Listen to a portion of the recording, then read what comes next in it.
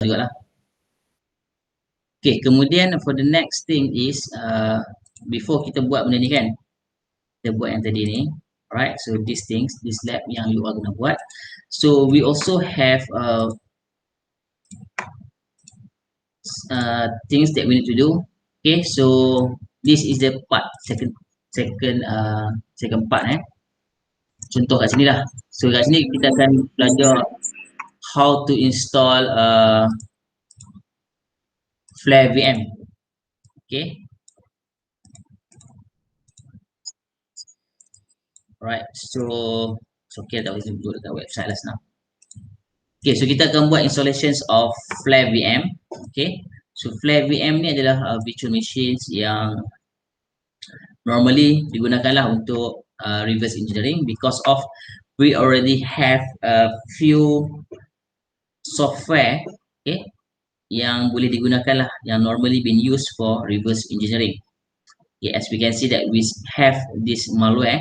Kalau kita buat malware analysis menggunakan Flare VM, okay, so dia dah ada dah in the install tools yang dalam this VM lah. For example, we have for the Android malware analysis, we have Dex2Jar APK tools. Okay, so this one is not compulsory lah. Okay, ni adalah optional. Kalau kita menggunakan a normal virtual machines, then we need to do the installation for this. Okay, kita kena buat installation sendiri lah. Dex2Jar, APK tools. Okay, for debuggers, we have a few various software needs to do the installations. Okay, but if we are using Flare VM, okay, with the right configurations later on, kita boleh view nanti kat sini. So dia dah ada dah. Macam kalau kita buat apa tu? Hacking, kita ada apa? Kali Linux. Kan semua kan? Okay, so yang this one untuk malware analysis, kalau kita install Flare VM, so at least we have all the required software used for malware analysis. Banyaklah kat sini, kita ada forensics, fatality, AutoSeek. Dan kita ada apa lagi, networking, so we also have a fake net. So fake net ni macam yang kita buat tu lah. Right, yang kita buat untuk mana dia hilang GitHub. Okay, so fake net macam kita buat inet sim kan, ada Ncat, Nmap, Wireshark. So yang benda kita dah complete lah installations. Okay, dan apa lagi, Sublime, Floss, banyak utilities yang kita boleh guna. So kalau kita install yang ni lagi mudah. Alright, so to do the installation for this, it's already been guide for by using this GitHub. Tapi I also will include the videos how to do the installations of the Flare VM. Saya akan upload juga this video lah untuk hari ni. So maksudnya kita ada 2 video lah untuk hari ni. So which is yang tadi video untuk kita buat reverse engineering sample 3, and also I will upload the video to do the installations of Flare VM. Okay. Ini untuk yang hari ni lah, this session. So at least kalau kita boleh settlekan these two, Flare VM, and also we do the installations untuk GHydra. Okay, untuk yang kita nak gunakan untuk sample 3 tadi, GHydra. So kat sini kita akan buat installation GHydra. Okay, and XDBG. Okay, so yang ni kita kena buat lah untuk hari ni, GHydra and XDBG. Kemudian installations of Flare VM. So yang ni kita kena buat lah untuk hari ni. Boleh Okay, kemudian untuk these sessions, okay, saya akan ambil masa sedikit lah untuk saya explain tentang you all punya journal it's not journal lah, journal nak buat analisis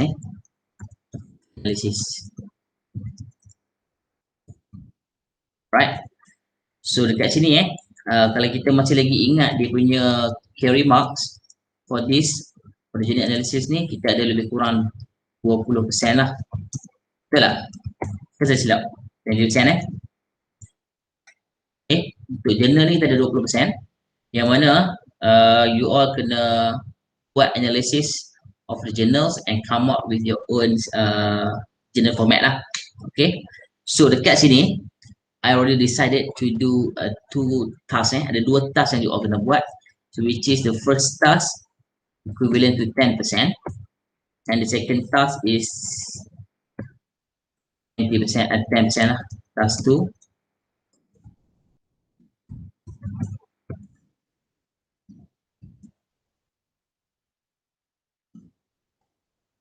Alright. Setakat ni boleh? Task 1, 10%, task 2, 10% untuk kita dapatkan cumulative general analysis ni untuk 20%. Okay, so task 1 ni macam mana kita nak buat? Okay, so yang ni normal, you all akan buat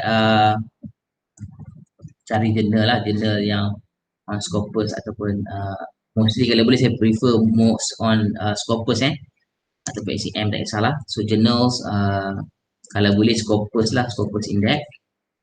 Okay, so kita akan carilah papers that relate to the Scopus Index. Okay, so apa yang kita nak kena buat adalah you all kena buat literature review. Okay, so literature review. So dekat sini kena buat analisis lah. So kalau you all belajar sebelum ni, you all belajar tentang apa? Critics kan? You all buat journal apa? You all buat critics, okay? So yang kritik tu dia lebih macam mana? Maksudnya you critics on how the authors write paper tu. Ke macam mana? Bandingkan dua jurnal, dua artikel, lepas tu buat kritik kat dua artikel tu. Oh, maksudnya you buat ni lah, you buat comparison lah.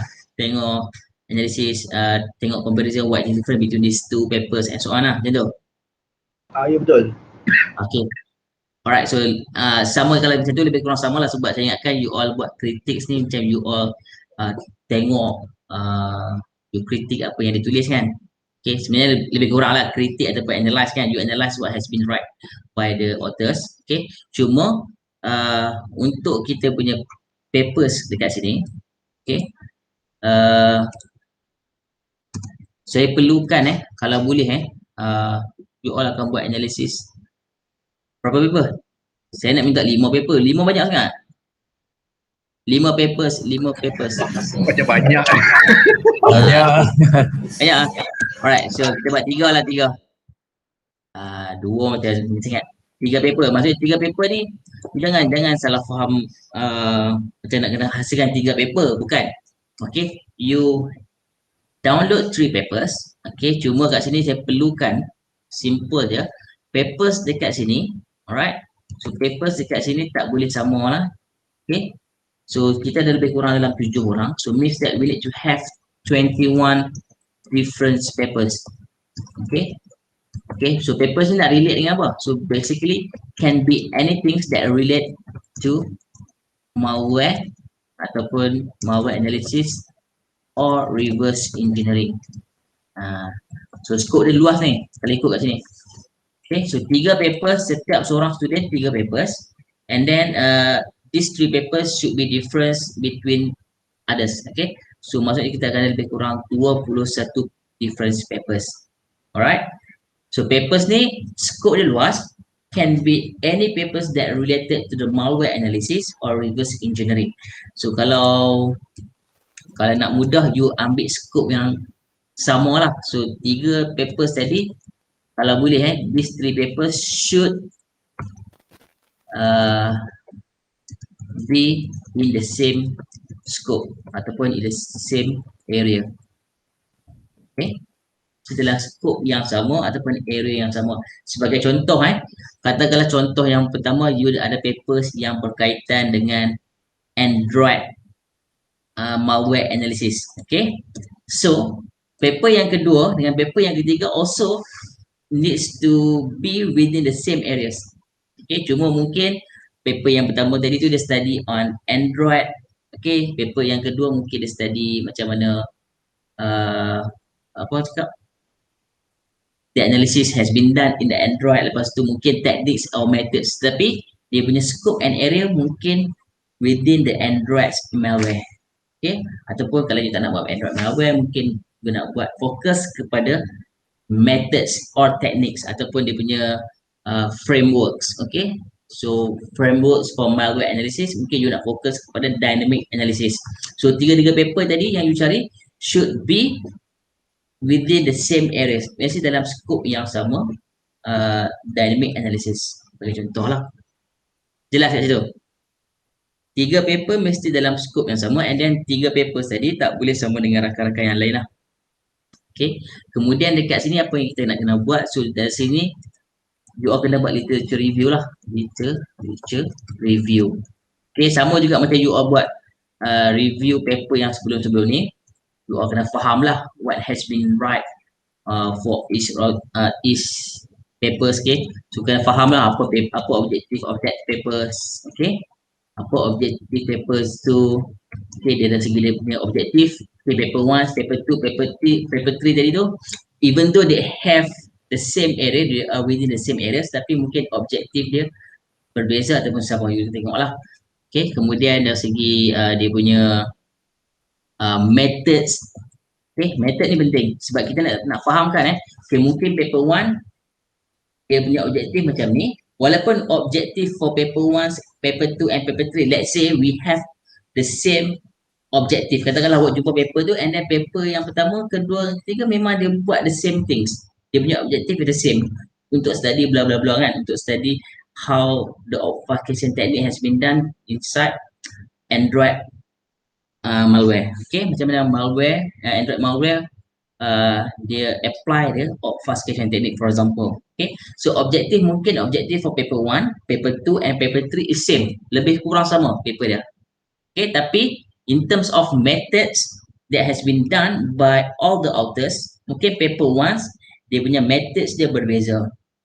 Okay, so kita akan explain tentang methods yang diguna pakai. So you just do the analysis. Okay, baca papers tu, kita tak perlu faham very details macam mana papers tu buat. So kalau kita nak faham the scientific papers tu memang susah lah, penat lah. Sebab you pernah tengok journal kan? So mostly bila kita baca journal, kita faham ke tak? Kalau deeply kita memang susah nak faham lah. Susah untuk kita faham. Okay, sebab apa? Sebab itu adalah technical paper, sometimes they lead to the scientific paper. So dia kalau yang melibatkan, kalau ada setengah tu yang melibatkan formulas. So kalau melibatkan malware analysis ni, kadang-kadang dia ada involve dengan equations, formulas and everything untuk dia come out dengan dia punya output. So kalau kita nak faham how the algorithms ataupun how the formulas to works, memang susah lah. Okay, so that's why dekat sini apa kita buat adalah kita at the end kita nak fahamkan okay, paper 1 untuk authors write up the papers and conduct the projects, macam mana dia buat, so method apa yang dia guna pakai. Okay, so kita lebih kepada analysis untuk find out how the papers authors tadi conduct the projects. Itu yang kita nak faham. Macam mana all the authors tadi, let's say paper 1 ada 3 orang authors, so macam mana authors, 3 orang authors tadi tu, they conduct to write the papers and conduct the research. Macam mana dia conduct the research? Dari segi apa? Dari segi objektif dia, macam mana dia identify the objective, and what is the method has been implemented. Okay, macam mana dia apply the methodologies. Okay, macam mana dia conduct the project. So at the end, we can understand, okay, paper ni dia buat macam ni, macam ni, macam ni. Okay, paper number 2, mungkin dia ada sedikit perbezaan dari segi methodologies. Mungkin dia tak sama methodologies, tapi at the end, they still get the same things. Okay, dari segi output mungkin berbeza ataupun mungkin sama. So depends lah. Sebab tu kita buat literature review. Untuk kita fahamkan, okay, paper sekian-sekian, macam mana authors tu conduct from A to Z.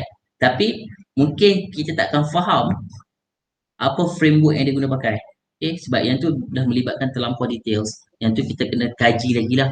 Mungkin dari segi dia punya formulas and so on. Okay, tapi untuk kita as a student dan juga kita buat literature review, cukuplah untuk kita faham, okay, paper ni, oh, these are the method yang dia implemented. Okay, okay, paper ni dia implemented macam ni, at the end they get the result macam ni because of kenapa dia buat eksperimen sekian. Okay, sebab dia dah explain kepada kita lah. Okay, so paper A kita faham. Okay, authors untuk paper 1 macam ni dia buat. Authors for paper number 2, this is the way how the authors conduct the research. Paper number 3 they conduct macam ni. So at the end we can see the ways how the authors, okay, sebab paper berlainan, so kita boleh faham, okay, paper macam ni, paper A macam ni dia buat, paper number 2, these are the right bukan the right lah. These are the things that has been done. Okay, paper number 3 dia buat macam ni. Okay, so untuk you all punya task, you all kena buat literature review. You tak boleh buat the same format. Untuk yang task number 1 ni, you tak perlu buat format macam journal. Okay, apa you all kena buat, you kena come up dengan satu literature review. Okay, yang mana you boleh bercerita tentang paper 1, paper 2, paper 3. Okay, mungkin you boleh buat dari segi comparisons, you boleh tengok dari segi dia punya similarities. Okay, so you boleh kembangkan the ideas on how the papers has been conducted. Tujuan dia adalah untuk kita faham. Okay, paper A, paper B and paper C, how the researchers conduct the research. Okay, daripada A to Z lah. Okay, macam dari segi eksperimen, apa yang dia buat eksperimen. Macam kita tarik keluar lah all the informations and then we analyse the informations dalam satu chapter lah, literature review. Okay, so format untuk write up the literature review ni is depends to you. You nak buat macam mana tak kisah. So dekat sini mungkin you boleh tengok dari segi dia punya objektif, methods ataupun metodologi yang diguna pakai, methodologies, mungkin dari segi similarity between the papers, the differences dari segi perbezaan kan, the differences between the papers and so on. Okay, dari segi output, eksperimen, dia banyak lah.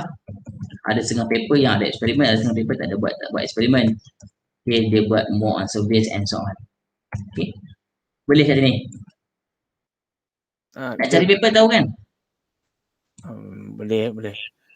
Cari paper Dia punya tarikh paper tu tak kisah Encik Faris. Okay, macam latest ke lama-lama. Kalau boleh lah, kalau boleh kita nak latest lah. Kita tak mau yang terlampau lama kan. Alright. So sekarang Faris, format tak kisah kan? Format macam mana? Format tak kisah.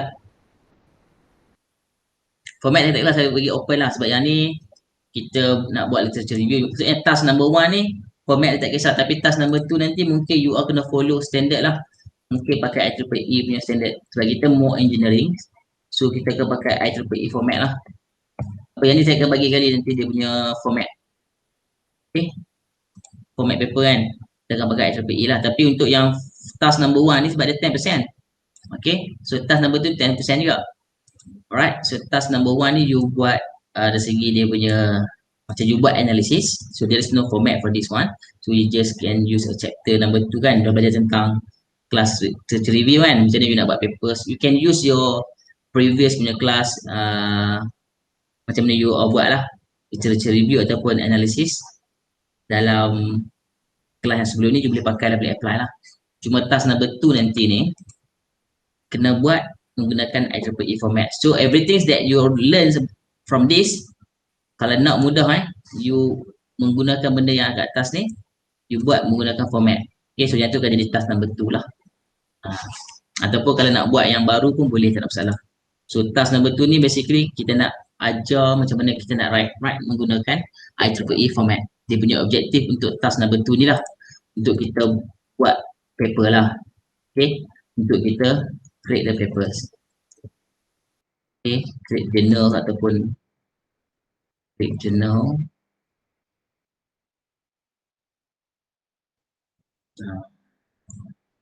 Create journals format lah. Okay, sebab tu kita akan pakai IEEE format lah. Okay, saya akan menggunakan IEEE format. So IEEE format nanti saya akan upload lah, saya akan tengok balik. Maksudnya yang Shah Alam pun ada kot format IEEE. Okay, so nak buat apa dekat task number 2 ni, macam mana you nak create journal. So saya open juga. Okay, so kalau nak jimatkan masa, so what has been learned from this. Okay, katakanlah you buat tadi melibatkan Android kan, contohlah you buat Android malware. Okay, tadi banyak-banyak paper kan. Okay, so boleh menggunakan kat sini lah. So pakai balik paper-paper yang kat atas tadi tu, mungkin you boleh create the journals untuk you buat papers yang berkaitan dengan Android malware. Okay, you boleh cari lagi information tambahan, you boleh hasilkan paper sendirilah. Mungkin ketiga-tiga paper tadi ni, bila you enhance dan you tambah sikit information, mungkin dia boleh jadi paper you. Okay, paper keempat tu adalah paper you yang mana you combinekan ke semua ketiga-tiga paper yang sebelum ni dan you tambah dengan sikit maklumat menjadi paper you lah kat sini. Okay, boleh faham setakat ni? Faham. So nak cari paper kat mana? Scopus boleh, Google Scholar boleh. Google Scholar pun boleh kan? Dalam UiTM library, saya lama tak buka dah UiTM library. UiTM library. UiTM library. Allah. John. Google Scholar kan. Elsevier pun boleh ni, tak ada masalah. Okay. Analisis. Kita lebih kepada malware analysis, cuma dari segi right, so dia banyak kat sini dah. Malware analysis. Nampak yang ni dia buat towards automated dynamic gunakan sandbox So kalau mungkin kata contohlah kata you berminat tentang malware analysis tapi you nak fokus kepada sandbox, mungkin you boleh cari malware analysis sandbox. Nak tengok kan sandbox sebab dia ada banyak sandbox, so mungkin you nak tengok dari segi analisis yang melibatkan sandbox. So mungkin yang ni pakai cukup. Kemudian yang tadi kita pakai apa ni? CW sandbox. Yang ni pakai cukup sandbox. So nampak tak? Yang ni you fokus kepada sandboxes. Okay, sandboxes untuk kita buat malware analysis. Mungkin you boleh buat comparisons.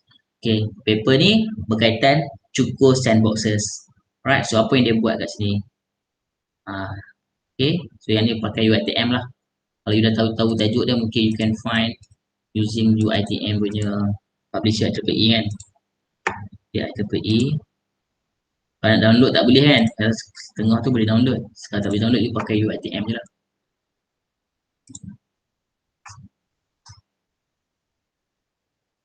Kita ada ni. Kita tak register kan? So registration ni.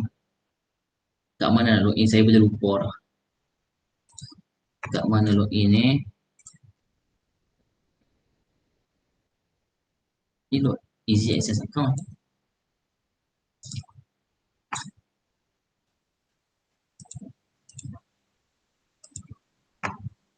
Cak sama tak masuk.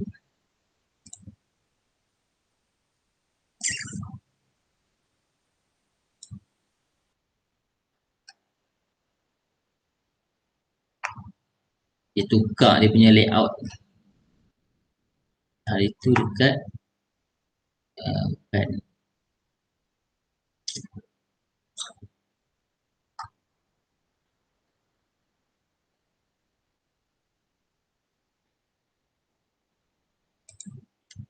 Access discovery. Okay. Di resources online ni kot. Sama je.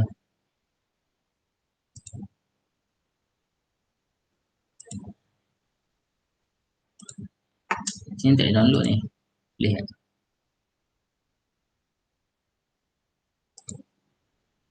Tak boleh.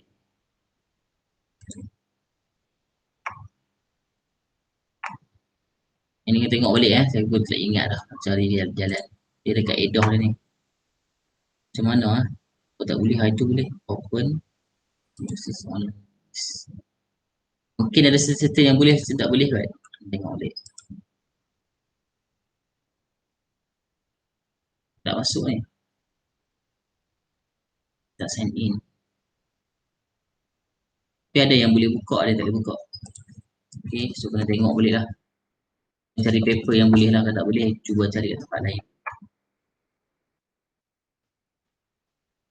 Ada yang lock, banyak lock.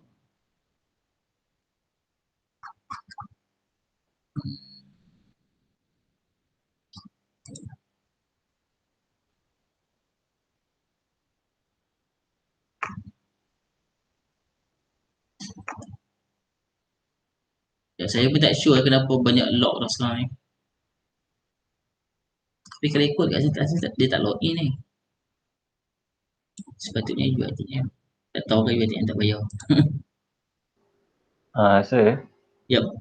Aiman ada tanya dalam chat, dia tanya yang part 1 tu. Aiman, okay. Ha. Part 1. Okay, download via Scopus Okay, that is not compulsory lah. Tapi kalau sebolehnya saya nak yang Scopus punya paper lah. Tapi kalau tak boleh Scopus, sign direct pun okay. Tapi it's okay, tak ada masalah lah. Cuma kalau boleh cari paper yang ada Scopus, kalau tak dapat and then it's okay, tak ada masalah. So it's not compulsory lah. Kalau boleh, yang ni saya cakap kalau boleh jenis paper yang Scopus papers lah. Tapi kalau tak dapat, it's okay, tak ada masalah. Okay, sebab Scopus papers ni dia index by Scopus, so dia punya quality tu macam it's a good quality lah. Right, it's a good quality. So at least kalau nak buat paper, nak cari paper ataupun nak tengok how the right ways the authors write the papers and everything. So kita kena cari paper yang berkualiti lah. Scopus ke, Sign Direct ke, okay, Web of Science kan, yang ada index yang tinggi lah. Baru papers tu berkualiti sikit. Kalau takut nanti kita download yang conference paper, kadang-kadang conference paper tu ataupun proceeding papers tu dia tak dia punya peer review tu tak apa orang cakap, dia tak bukan seganas, dia tak setegas ataupun straight sangat lah. Tapi kalau yang Scopus ni dia mostly dia peer review dia straight. Okay, dia bukan senang nak publish dah mana journal. Kalau dapat yang journal lah. Okay, cuma yang kat sini saya tak faham ni. Okay. Banyak tak dapat ni. Dulu boleh ni IEEE. So mungkin tak ada IEEE.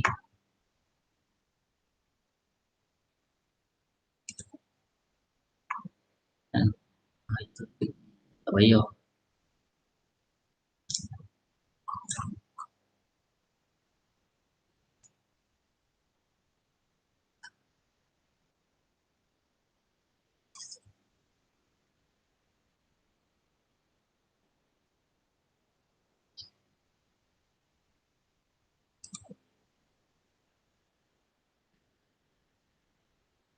Saya pun tak sure lah ni. Saya pun tak dapat lah. Lag kau. Saya boleh Kalau masuk. dia Saya tak boleh dapat. masuk. Saya boleh masuk. Boleh Oh, boleh. Kat Yang ITM ni. login dekat mana? Dia Oh, tak library tu. Pita tu.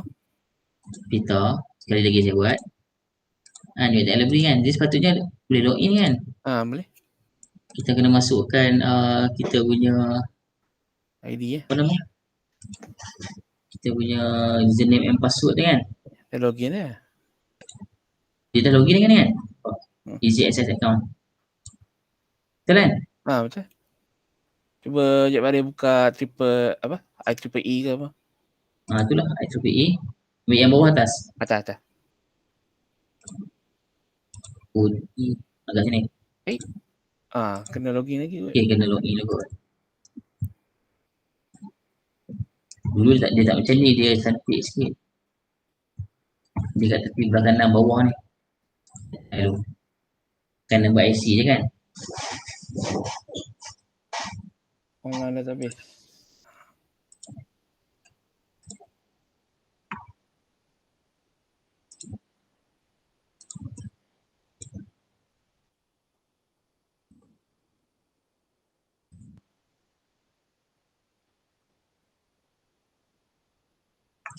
Ada. Kalau macam ni okey kot. Kenapa ni access juga ATM okey. Macam ni boleh ni dah buka dah. So ni paper lama lah 2007 kan. So kalau boleh cari yang latest sikit lah. Yang latest tu kalau boleh 5 years back lah. So 2021 maksudnya 1, 20, 19, 18, 17. Alright. 5 years back. Okay, 2017 sampailah 2021. Sekurang-kurangnya lah. Okay.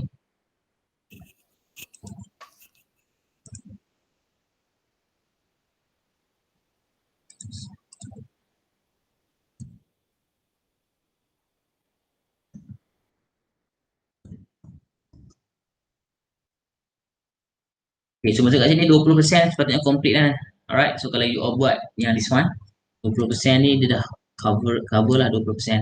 Okay, so dah cover 20% for your journal punya analysis So yang ni paper ni agak lama sikit lah.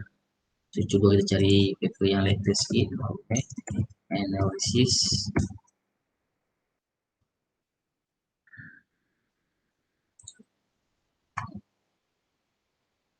Boleh ambil ada 2017.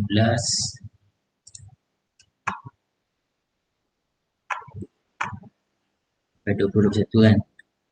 Alright, kemudian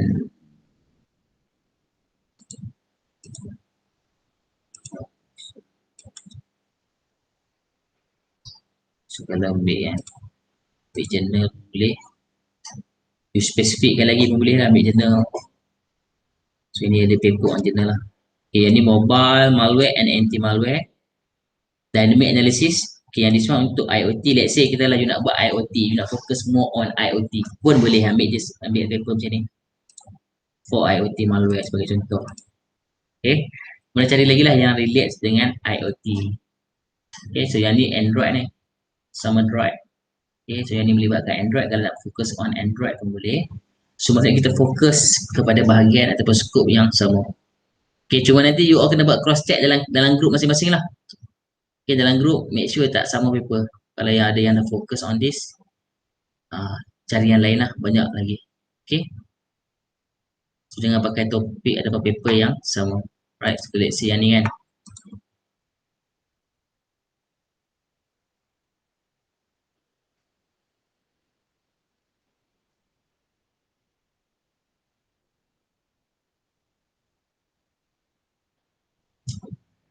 Okay, contoh paper ni. Right, so dynamic analysis untuk IoT malware. And then dia buat detections, IoT malware detections menggunakan neural network models. Right, so boleh tengok lah how this paper has been constructed. So macam mana dia buat. So normally kita akan buat quick review lah, baca tengok dari segi dia punya, tengok dekat bahagian papers ni, this paper studies ataupun this paper, cari perkataan tu lah. Okay, ini cerita lagi. Buat converting, suggest this paper. Sebab boleh paste yang notepad tu ke dekat chat? Boleh. Oh, paste ni ya. Dekat chat.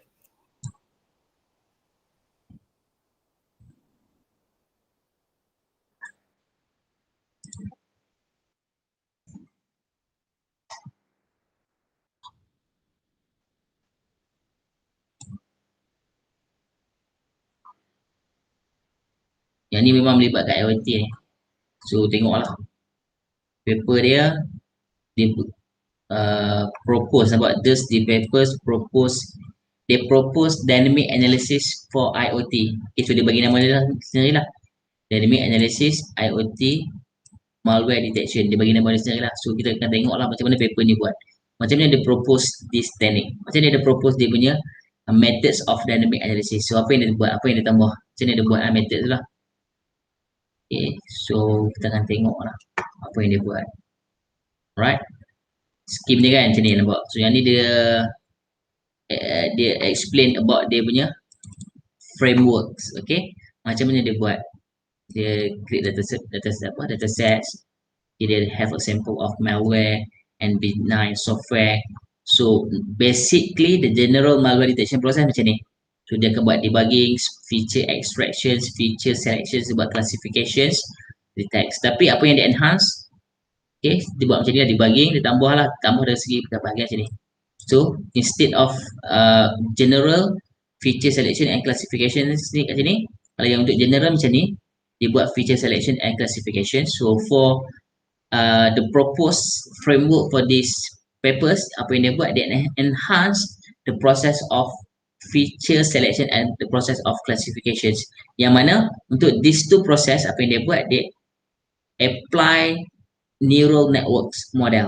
Okay, so kat sini lah dia tambah neural networks model, convolutions neural network model.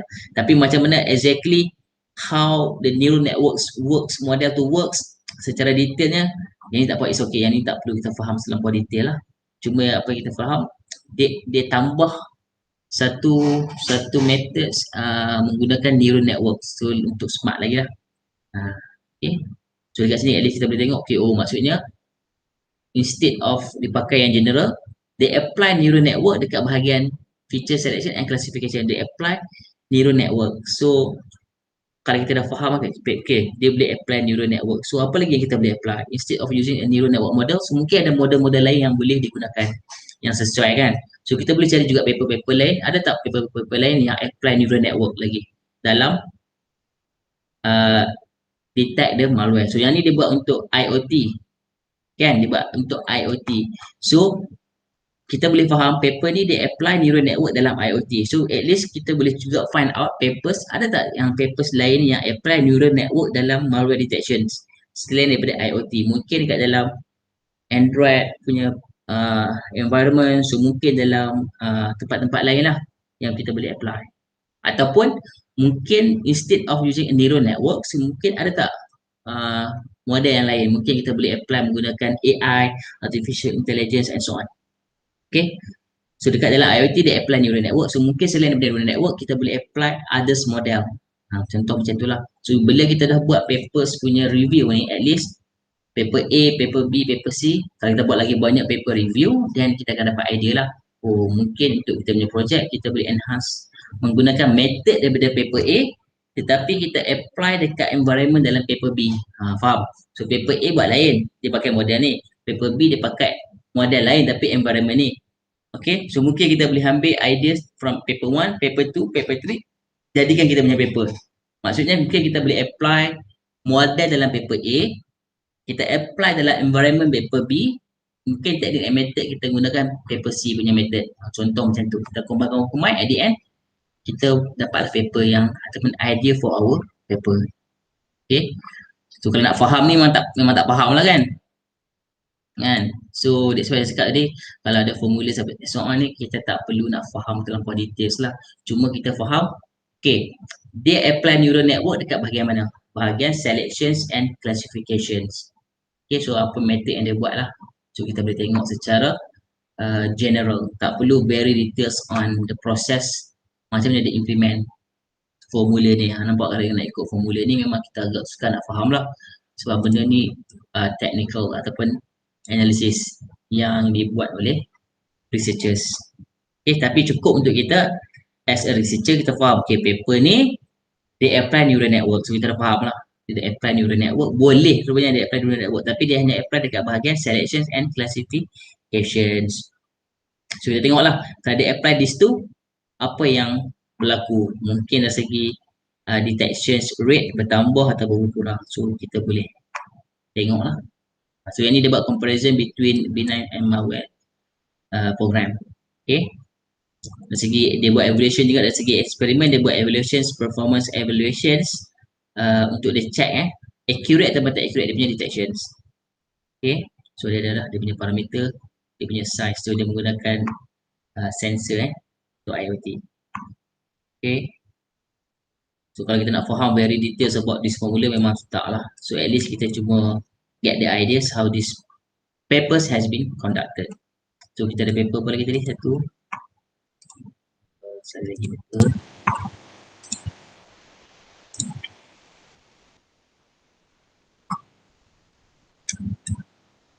Okay, yang ni menggunakan yang buat ni. Yang ni malware classifications. Tadi kan dia apply dekat, kan tadi kita ada malware tu, kalau general kita ada selection and classifications kan. So yang this one dia fokus dekat bahagian classifications. Nampak tak? Kalau tadi neural network tadi dia apply dalam selections and classification. So yang now paper ni pula dia apply untuk bahagian classification. Sebab kita tahu malware dia ada buat classifications. So yang this one dia apply dalam malware classifications, tapi dia apply menggunakan probability scorings and machine learning.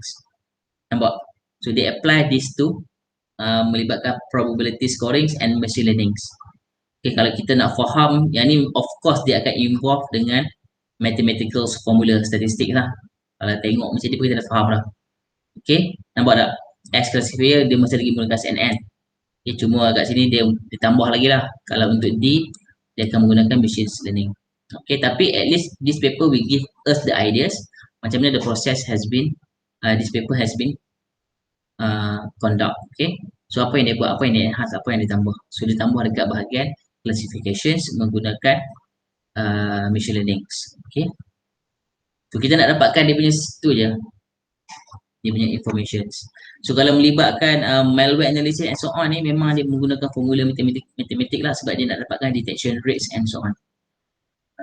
So dia akan involve yang ni tadilah menggunakan neural networks. Okay,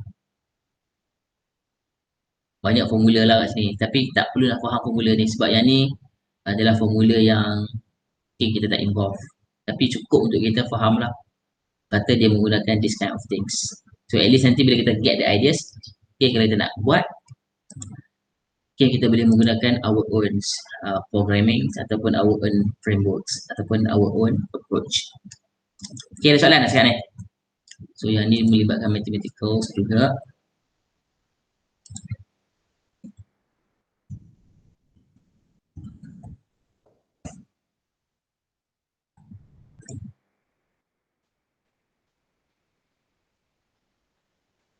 Okay, static and dynamic analysis using machine learning. Nampak tak sekarang ni banyak yang melibatkan tu. So dia cross field lah. So dia menggunakan teknik-teknik dalam AI kan. So dia menggunakan machine learning, menggunakan AI, menggunakan neural networks and so on. Okay. So yang ni menggunakan kita tahu. Okay, yang ni dynamic malware analysis of phishing email. So yang ni dia buat phishing email lah. So yang ni nampak lebih kurang tadi kan, IoT malware dynamic analysis, profiling system and family behavior. So tadi IoT malware tapi menggunakan CNN. So yang ni semua dia buat profiling system and family behavior. Okay, so yang ni menggunakan dynamic track production dia. Kita cari dekat ni.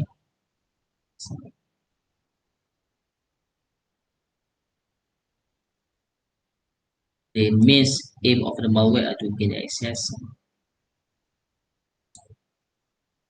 Kita nampak some of them.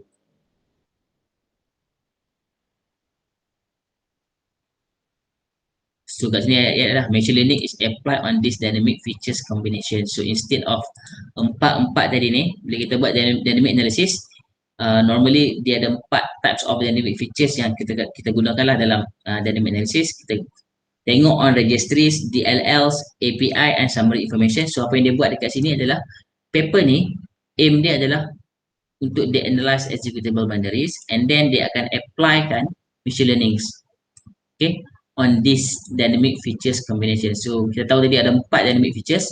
So dia akan apply machine learning untuk these 4 dynamic features. Okay, yang ni lah registry, DLLs, API and summary informations. Okay, so kita boleh tengok lah how this program has been started. So dia tengok dari segi registry key, API, okay, summary informations, queries and so on. Okay, boleh ada banyak paper ni, so boleh tengok lah.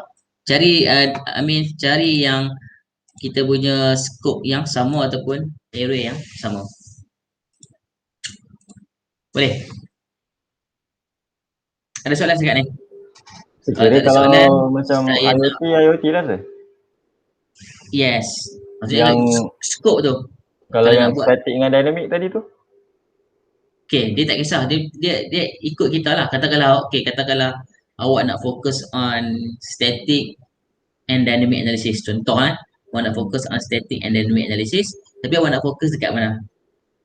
So awak nak fokus dekat IoT pun boleh.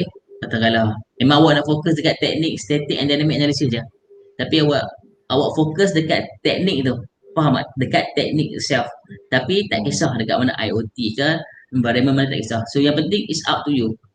Bila kita nak buat tu, paper yang kita nak cari tu gantung pada kita lah. Contoh saya bagi tadi, yang tadi saya bagi tadi tu, dia buat dynamic analysis, tapi dynamic analysis dalam IoT. Okay, so dia punya scope adalah dynamic analysis. Dia tak fokus on static lah, dia fokus on dynamic analysis.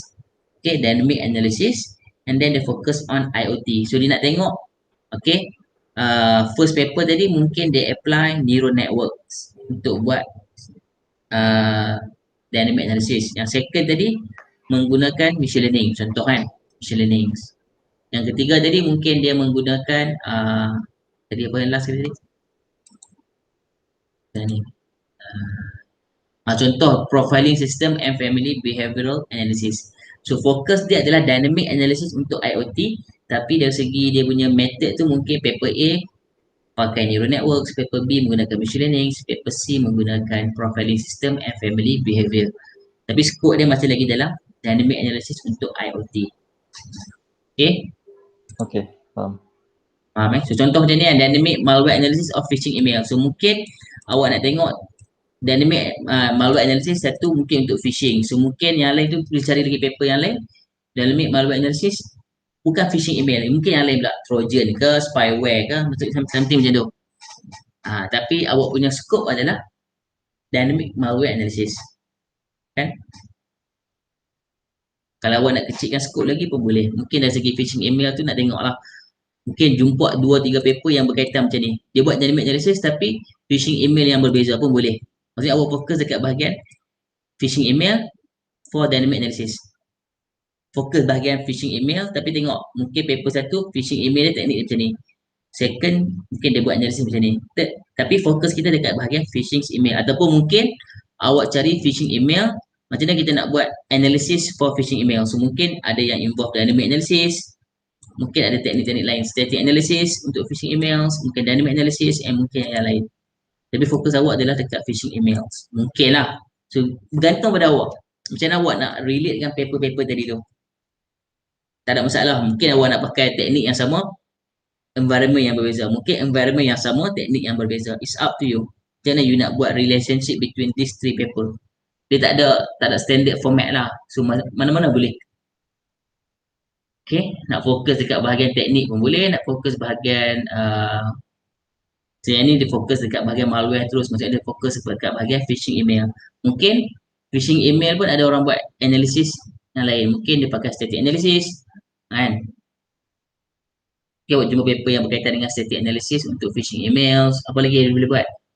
Mungkin dia buat reverse engineering of phishing emails. Nampak? Walaupun benda yang sama lah, tapi mungkin paper tu dia sembang ataupun dia talks about phishing emails. Okay, so kita boleh tengok dari segi tiga pandangan lah. Paper yang pertama mungkin dia cover on dynamic analysis. Paper yang kedua mungkin cover on static. Mungkin paper yang ketiga cover on reverse engineering of the phishing emails. Pun boleh, tak ada masalah.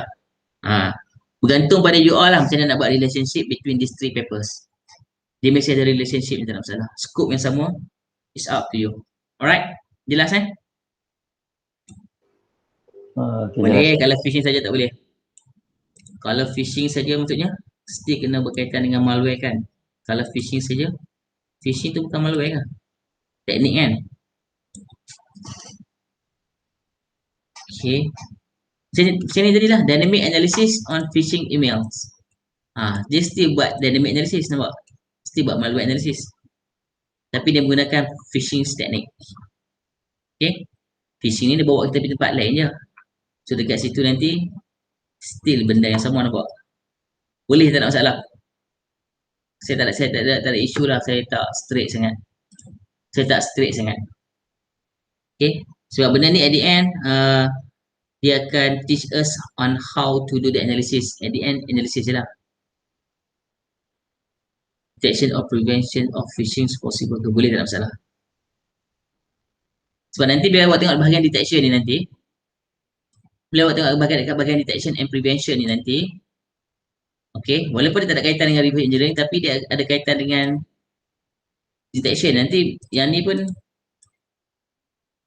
mesti awak nak kena pakai method kan. Macam mana method untuk dia detect and prevent. So mungkin dia akan involve dengan IDS and IPS. So IDS and IPS basically masih lagi di bawah security punya part. Malware juga kan. Detections, di bahagian detections punya part. Okay, still tak ada masalah lah. Kita tak scope sangat maksudnya benda ni. Sebab at the end dia lebih kepada macam mana kita nak teach you on how to do the literature review analysis. Sebab at least kita boleh tengok lah macam mana kita nak cari topik-topik untuk kita punya dissertations. Okay,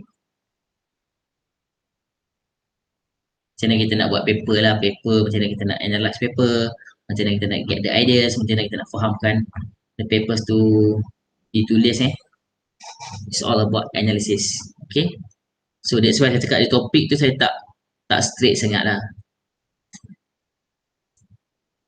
Cuma saya minta at least kalau boleh dapat Scopus papers, papers yang related kepada kita punya subjek kan, malware analysis. Tapi kalau tak dapat ke, it's okay, tak ada masalah. You can use your own. Sebab at the end, dia still benda yang sama. At the end, you will get the skills and knowledge on how to do the analysis of the papers. Yang tu dia punya objektif pertama adalah untuk kita dapat, untuk kita bagi you skill tu. So at the end, you boleh buat analysis. Kalau paper apa sekali pun tak kisah. Boleh kan? No? So nanti saya akan upload lah yang berkaitan dengan jurnal ni. Kan? Dan yang ni saya dah bagi tadi, mungkin saya akan convert kepada bentuk yang lebih cantik lah. Supaya lebih mudah faham. Okay? Ada soalan tak? Kalau tak ada soalan, saya nak upload yang ni. Saya nak edit sekejap video. Saya nak minta you all buat installations untuk Flare VM. Okay, you all kena install Flare VM. Kemudian kena install GHydra. So the latest GHydra boleh install dalam Windows 64-bit sahaja. So mungkin kena tengok dulu. Kalau you tak boleh install GHydra yang version lama dalam 32-bit, mungkin you kena upgrade your Windows versions lah. 64-bit untuk you all install the latest GHydra software. Kemudian kena install FTPG lah. Okay, so kita akan buat this 3 installation first. Saya akan upload video yang saya dah record tadi. Cuma yang ni, untuk buat yang ni saya perlukan masa sikit sebab saya nak kena cut dulu video. Lepas tu saya nak kena compress balik video tu sebab saya akan pakai Adobe Premiere Pro. So bila saya dah buat setting kat situ nanti saya cut video saya apa semua, dia akan convert size tu besar sangat. So saya kena compress pula, kemudian baru saya boleh upload. Okay.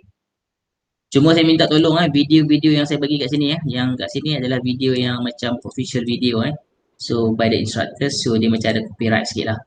So kalau boleh video ni hanya untuk learnings. Okay, sebab tu saya takkan upload this video dalam YouTube.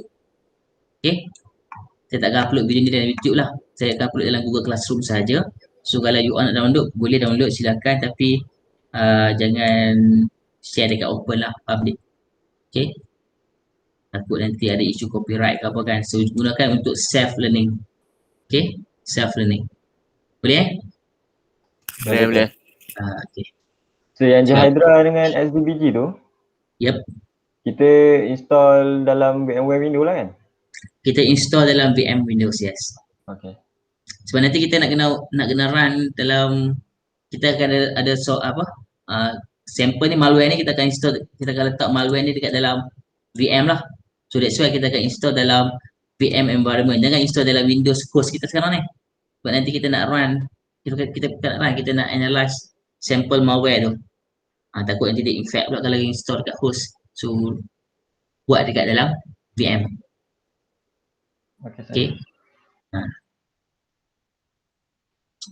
Okay, so ada soalan lagi? Tak ada, saya nak stop sekejap, saya nak terus nak upload video. Nak modify and upload video, nanti saya akan bagi tahu kat you all lah kalau dah siap. Tak lama kot, dalam pukul 10 siap kot. Nanti you all dah boleh start buat, pukul 10 sampai 11 boleh start buat installation. Okay. Saya upload dulu video ni installation of Flare VM. Yang ni dah siap dah, okey dah. Cuma yang ni je saya nak kena edit sikit.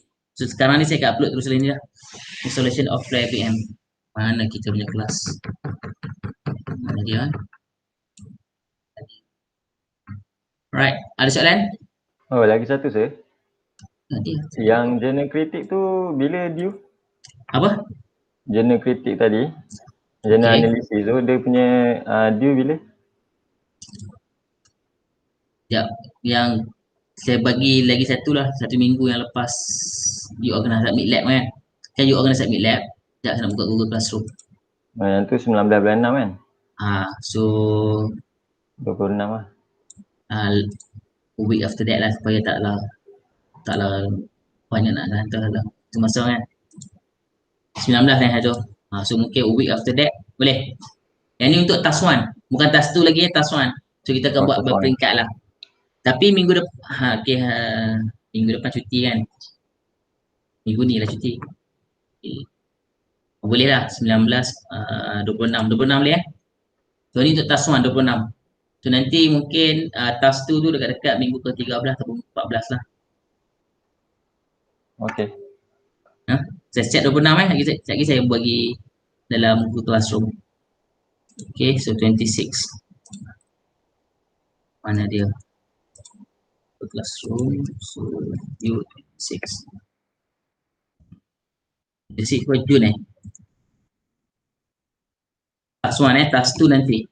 Task 1 tu maksudnya yang first tu lah. Dan task 2 nanti mungkin lah lagi extra lagi 2 minggu atau 3 minggu. Mana Google Classroom? Okay lah. Ada Google Classroom.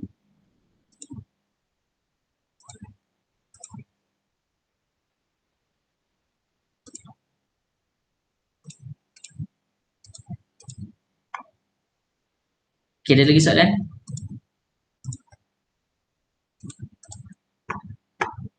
Kalau tak ada, saya nak upload dulu.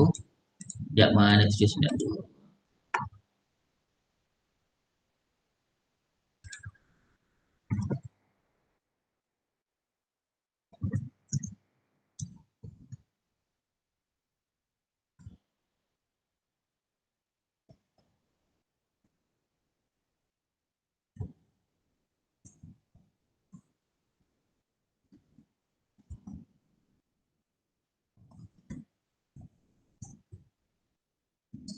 IBM installation of G-Hydra.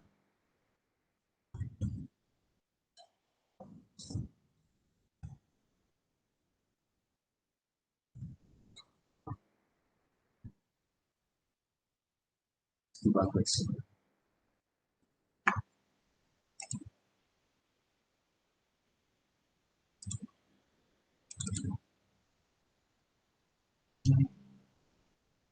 Program trainings.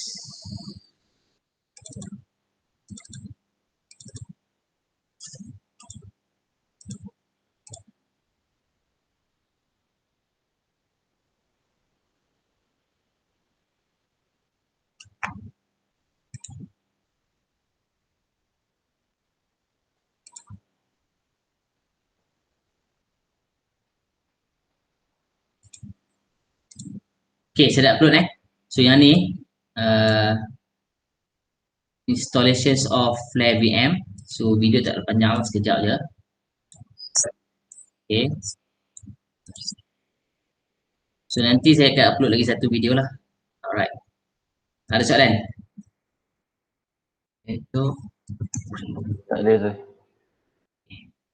So kalau tak ada, saya end dulu session ni. Saya akan upload video, saya akan update dalam WhatsApp group. Boleh?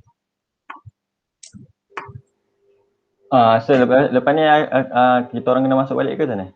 Tak payah. Okay. Kita tunggu Maksudnya lah. you terus buat. Sekarang ni pun dah boleh start buat installation lah. Okay. Installations, sebab saya dah upload video dah, Okay, sebab dia pakai sekejap saya letak sekali mana ni.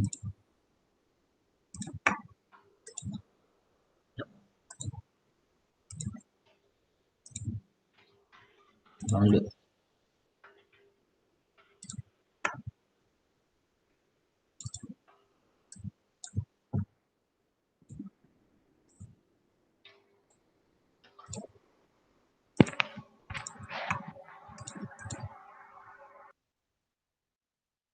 Saya update kat situ lah. You all boleh tengok dekat GitHub ni. Okay, kat sini installation of Flare VM ni.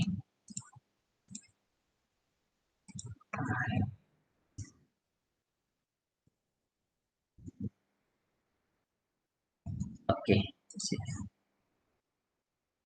So yang ni. Follow installation ni github.com FireEye Flare VM. So yang installation of G-Hydra dengan Xdebug ni nanti tengok video lah, video yang saya akan edit tu. Right. So ada lagi soalan? Lagi satu sir. Yep. Aiman minta share dekat WhatsApp yang notepad tadi sebab tak full. Okay. Okay, terima kasih. Okay, baik. Boleh. Say the WhatsApp.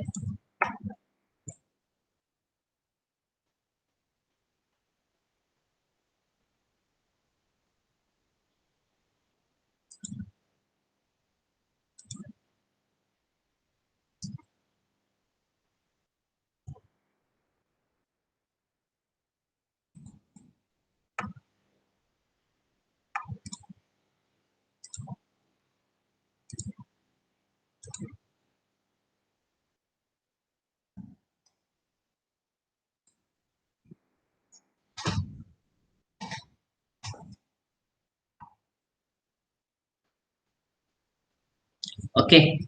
Ada lagi? Kalau tak ada, I think we can end our sessions. So you all dah boleh proceed untuk buat installation Okay. Okay, Cik Saya Farid. stop dulu lah. Okey. Tadi. Right. So apa-apa boleh sembang dalam WhatsApp Okey, Cik Faris. Alright. So thank